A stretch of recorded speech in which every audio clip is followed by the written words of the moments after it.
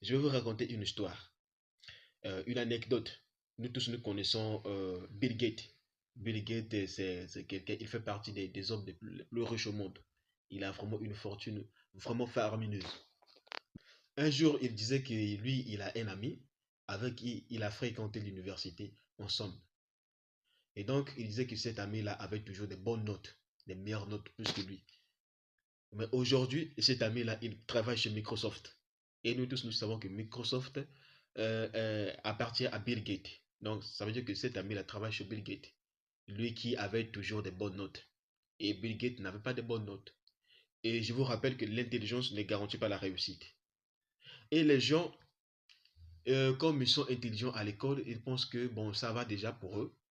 Donc, tout ce qui est euh, l'autodidacte, apprendre sur l'état, ça ne leur concerne pas.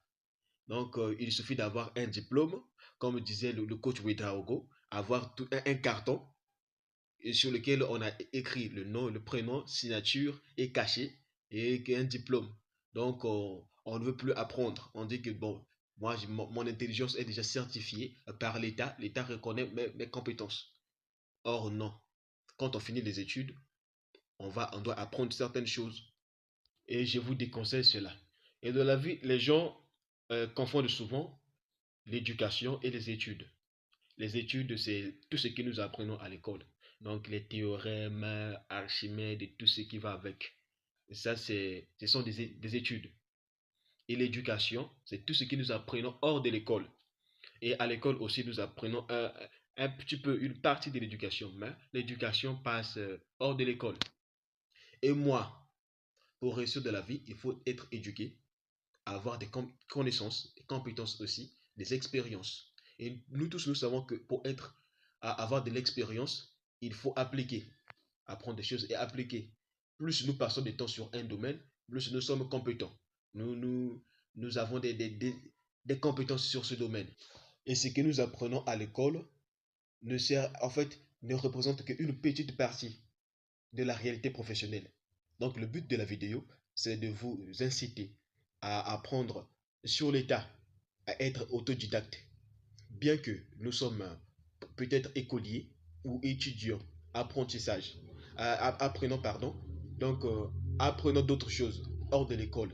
Cela va nous servir pendant notre exécution ou notre carrière confondre ces deux mots, ces deux notions, l'éducation et les études. Les études, c'est tout ce que nous apprenons à l'école et l'éducation, c'est tout ce que nous apprenons hors de l'école, à la cité, à la maison, en famille, partout, et tout ce qui va avec. Et moi, de mon côté, ça me fera vraiment plaisir de vous lire en commentaire.